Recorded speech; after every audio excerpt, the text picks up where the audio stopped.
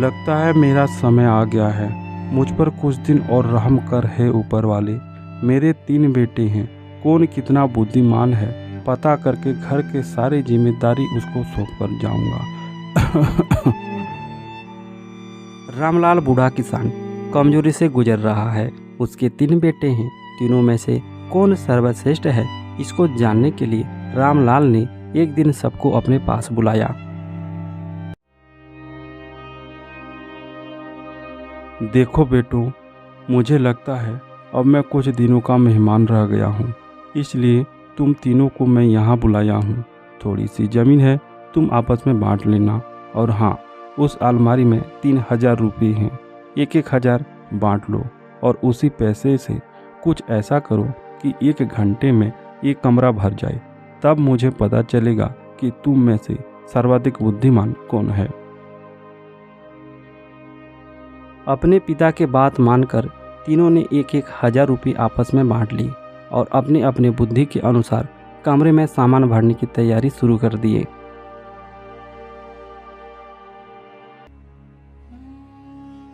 अरे क्या करूं, कुछ तो समझ नहीं आ रहा है। 1 घंटे में ऐसा क्या करूं जो पूरा कमरा को भर सकूं।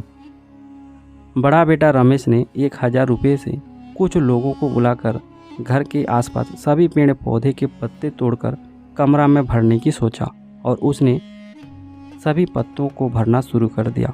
पर अफसोस 1 घंटे में सिर्फ आधा कमरा ही भर पाया। अब मंझला बेटा दिनेश की बारी आई। पिताजी के कहे अनुसार 1 घंटे में कमरा भरना होगा, यानी कुछ सोचना पड़ेगा। अरे यह तो बहुत आसान है। दिनेश ने अपने घर के बाहर रखे सभी पुआल को घर के अंदर भरने का कोशिश किया, पर कोशिश काम नहीं आया। उसने 1 घंटे में आधा से ज़्यादा कमरा ही भर पाया। अब बारी है छोटे बेटे राजेश की। बेटा राजेश, सबने कोशिश कर लिया, अब तुम क्या करोगे? पिताजी मेरे पास एक मोमबत्ती है। तो क्या तुम इस मोमबत्ती से घर भरोगे? बस आप लोग देखते जाओ मैं क्या करता हूँ। इतना कहकर राजेश कमरा के अंदर चला जाता है और मोमबत्ती को जला देता है। फिर सबको अंदर आने को कहता है।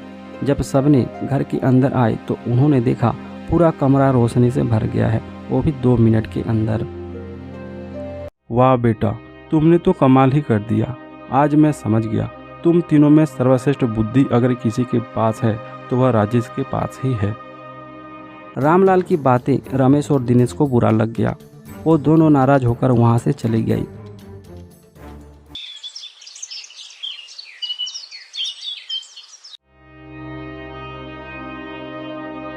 सुनो बेटा, अब तुम तीनों उस पुरानी जमीन को आपस में बराबर बांट लो और मेहनत कर रोजी रोटी करके अपना घर परिवार चलाओ। वाह पिताजी वाह, आपने तो सारी जिंदगी इस राजेश को ही होशियार कहा है और हमें मूर्ख बताया। अब ऐसा नहीं होगा, उस जमीन पे मेरा और दिनेश का ही हक होगा। ये क्या बोल रहे हो बेटा, राजेश का भी तो परिवार है, वो कहाँ जाएगा? आपने तो उसे सर्वश्रेष्ठ बुद्धिमान बताया है, देखते हैं कितनी बुद्धि है। एक काम कीजिए, वो पुराना कुआं राजेश को दे दीजिए। इस तरह तीनों में कहासुनी शुरू हो गया। अंत में राजेश को पुरानी जर्जर कुआं को दिया जाता है, जबकि बाकी के खेत दोनों भाई अपना अपना नाम कर लेते हैं। वाह जी, आपने तो अच्छा बदला लिया है अपने बाप और भाई से। अब सारी अकड़ निकल जाएगी। अब देखते जाओ शांति, अभी तो ये शुरुआत है। हाँ भैया, आपके बदला लेने का तरीका वाकई बहुत अच्छा है। चलो, जो हुआ अच्छा हुआ। भला उस कुआं में क्या ही गुजारा होगा।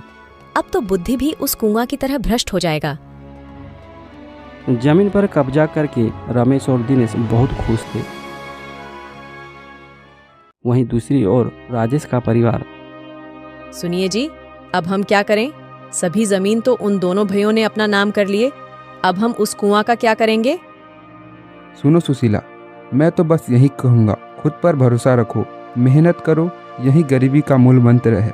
भरोसा से आत्मविश्वास बढ़ता है और मेहनत से सब कुछ पाया जा सकता है और बुद्धि से राज्य का राजा भी बन सकते हैं। देखते हैं आगे ऊपर वाले की मर्जी। वो सब तो ठीक है, पर मुझे दिन रात ताना मारते रहते हैं, उसका क्या? सुशीला, हमने आज तक किसी का बुरा नहीं किया है, तो ऊपर वाला भी हमारे साथ कोई बुरा नहीं होने देगा। इस तरह दोनों पति पत्नी का जिंदगी आगे बढ़ता चला गया। दिन गुजरा और एक दिन उस गांव में अकाल पड़ा। खेत, नदी, कुआं, तालाब सब सूख गई, फसल भी जलकर खाक हो गया। तभी रमेश और दिनेश, सुनो दिनेश, लगता है इस साल हमें गांव छोड़कर शहर जाना पड़ेगा। इस साल तो पूरा गांव सूखा की चपेट में आ गया है। हाँ भैया, पेट भरने के लिए कुछ न कुछ तो करना ही होगा। चलिए आज ही गांव छोड़कर काम की तलाश में शहर चलते हैं। रमेश और दिनेश का परिवार गांव छोड़कर शहर की ओर काम की तलाश में निकल पड़ा। वहीं राजेश का परिवार, सुनो जी, सब लोग गांव छोड़कर जाने लगे हैं। अब हम क्या करें? लगता है हमें भी चलना चाहिए। नहीं सुशीला, अगर हम शहर चले गए तो पिताजी का क्या होगा? उनको कौन देखभाल करेगा? हम शहर नहीं जाएंगे। राजेश ने ठान लिया कि वह शहर नहीं जाएगा। सूखा का मार, गर्मी का कहर इस तरह बरपा कि पीने के लिए पानी तक मिलना मुश्किल हो गया। तभी राजेश और सुशीला उस पुराने कुआं को खोदने निकल पड़े।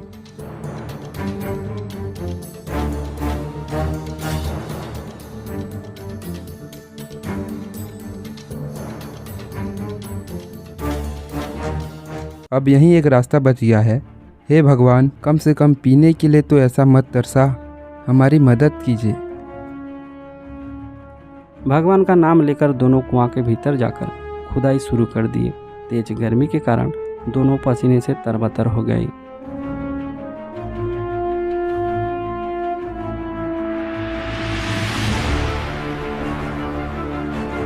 पता नहीं और कितना खोदना पड़ेगा। सुशीला, देखो नमी आने लगी है, थोड़ी देर और खोद लेते हैं।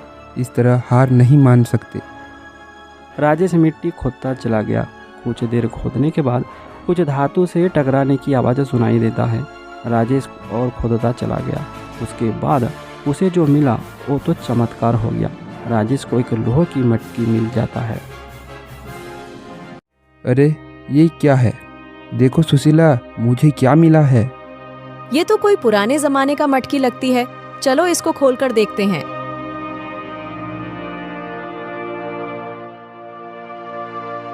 अरे ये तो खजाना है। हमको खजाना मिल गया, हमको खजाना मिल गया।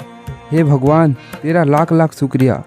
देखो सुशीला, मैंने तुमको बोला था ना। हाँ जी, आपने बिल्कुल सच बोला था।